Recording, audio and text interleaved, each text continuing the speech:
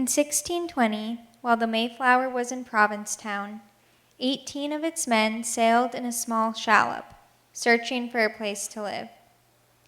They came to present-day Eastham, where they were met by a group of Nauset. After a brief but violent encounter, the English left towards today's Plymouth. In 2020, we remember this first encounter. We explore its meanings for today and tomorrow. Welcome everyone to the Eastham 400 Sunset series. My name is John Hanlon. Today we have two young people from the Wampanoag tribe in Mashpee, Alyssa Harris and Nathan Mills, both recent graduates of Mashpee High School. And they're here to talk to us a little bit about the 1620 first encounter from a Native youth perspective. So how familiar are you guys with the whole first encounter Pilgrim's 1620 story, either from what you learned in public school or from your family? Well, the only thing I really learned in school was that they arrived in Plymouth and the natives helped them. They didn't really say that they came to Cape Cod, but then at my job at Plymouth Plantation, they actually told us how they arrived on Cape Cod first, but they were raiding graves and stealing, so they got kicked off of Cape Cod by the Wampanoag, and then they later went to Plymouth, which they stayed. What do you think is different now, 400 years later, being a Native person on Cape Cod? We don't live the way we used to. We don't have as many rights. We used to live in a very sustained, organized way, but it's not like that nearly as much anymore. We can't, well, I mean, we do have our hunting and fishing rights, but because of deforestation and all the construction and everything, there aren't as many animals around, so it's harder to practice what we would have done. I guess we could say we lost our community. Okay. We lost our sense of tribal community. So as a Native person, you do have certain rights. And do you feel those are being recognized? No. How so? Well, for instance, I can't use any beaches outside of Mashpee with my Mashpee Wampanoag card. If I were to go over to the beach in Eastham, probably a month from now in July when all the tourists are here and they're checking beach stickers, if you show them your Mashpee Wampanoag card, they'll tell you to turn right around. Okay. So what would you say it's like being a Native person on Cape Cod in 2020? It's tough. I mean, there's good and bad parts. It's definitely very interesting because people are quite interested. Like at my job and at powwow, people are like, "Oh my goodness, you're an actual Native person." But then at the same time, they're like, "Oh, you live in a teepee, blah blah blah blah blah." Like they're very ignorant, but they're also like super excited to see us. Mm-hmm. Yeah, and so at the school, we have our own Indian education room, right? You're still in class with other students. We have a language school at the government center, which when you guys were young, that wasn't there, so that's something new, right? Do you feel any tension there with the rest of society, like with the Black Lives Matter movement that's going on right now? Do you feel allied with that?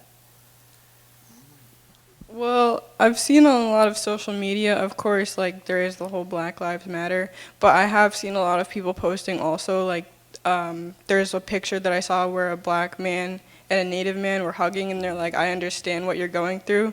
And then there are statistics saying that the top two races to get killed by police were Native and black men. So I guess they have a connection and they understand what each other are going through. Okay. Yeah, we're like I'm thinking of the North Dakota pipeline. Like they were rioting over that and protesting and all of that, and that got disregarded within a few weeks. I mean, the media disregarded it, and it's like I'm not really sure what to say. country kind of lost the attention after Yeah, a the few country weeks? kind of Yeah. lost the attention, but it's good to see that they're picking up the attention again of the minorities. So how can we improve relations in 2020, do you think, with Native and non-Native people or people of color? Well, I've noticed at Plymouth Plantation, at first, people were very ignorant and they would say a lot of stereotypical things. But what we did was we put signs up before actually talking to Native people, and it kind of educated them on us, like stereotypes and all that, and it stopped them. So maybe have something online or something that educates people more. Okay. Yeah, I'd say educating more. Maybe at beaches have a nice sign that says this was land of such and such. Tell some of the local history, which is a lot of it is gone and not talked about. The real history, you only hear about the school history and the European the version? European version, yeah, the winner's version. Good. You don't ever hear about where any of the Wampanoag communities were around here, because there were a lot more Wampanoags than there are now. There's not a lot anymore, but look at all this land. It's very resourceful and very, very rich, very able to live off. So there was definitely a lot of communities and tribes scattered through people's everyday neighborhoods. And things like that should be recognized. Okay. So thinking about what's going on right now in the news with the whole land and trust issue, right? Do you feel that relates to that point? Yeah, I guess you could say that. Like if this land were truly recognized as Wampanoag, why would we be questioning that? Yeah. I think it's more because of money, because if we get our land taken out of trust, then we have to pay taxes on it. And I feel like money it controls a lot of people, and I feel like a lot of people will do a lot so they can get more money. So how do you, nowadays in 2020, how do you practice your culture? What would be different maybe than young people your age 400 years ago, based on what you're able to do now with your culture? Well, for me now, I'll only wear my regalia at powwow or at work, whereas they would wear it every day. They would speak their language every day. I don't really get to speak it that often because there's only about 15 people in the world who can have a conversation in Wampanoag. And I'm occasionally will do arts and crafts like weaving, pottery, all that, but still it's not like I can do it every day, because instead of being able to practice my culture, people have like school and work and all that instead. Okay. And how about you, Nathan? You're hunting and into hunting and fishing and things like that? Well, yeah, the hunting and fishing around here is it's not what it used to be. It's very hard around here because there's so many houses and lack of forest and lack of habitat for the animals that we have to go other places like West Virginia to go hunting where the land is untouched out there, as opposed to here where there's no land for us or any really reserved land to go hunting in. It all has trails where people ride their bikes and walk and bring their families. It's not ideal for hunting. Yeah. So both you guys came on trips with me, like out west, to see some of the Western schools and tribes out there. Do you feel a connection there, or do you feel like, maybe that's more like Indian country than here? Yeah, because there it's more, I'll go to the store and I'll see a Native person, like most likely. Whereas here, it's rare to see a Native person at the store. It's a lot, wherever you go, you'll see a Native person, you'll see like on people's license plates, like Rescar or something, or like Native America. Out there. Yeah, Yeah. where here, it's like you never see that. Okay. Yeah. Yeah, they also don't have the best of land out there.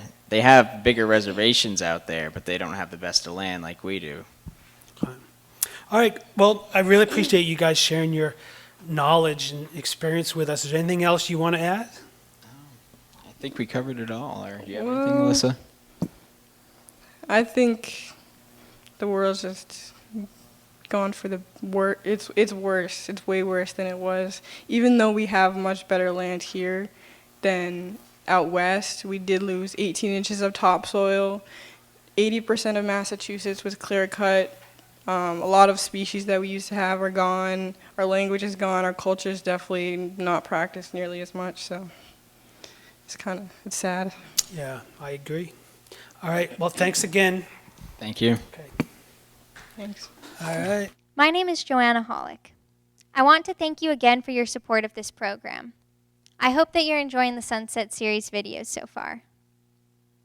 Here at Eastham 400, we believe that an important part of history is the lasting significance that it has on our lives today. Specifically, we ask ourselves questions like, what impact does the first encounter have on our current world? How have local histories shaped our lives today? And what connections are there between Eastham 400 years ago and Eastham now? Just as the Mayflower passengers in the Nauset had to learn to live together under new conditions, in recent months we have had to adapt to new routines and different lifestyles. Just as the pandemics of the 17th century devastated Native American communities, our own communities are now feeling the effects of a pandemic. We are interested in hearing your own reflections and opinions on the way that this history has shaped our own communities and has impacts on our own lives. I invite you to share your thoughts with me by emailing me at jhollick@gmail.com. Thank you.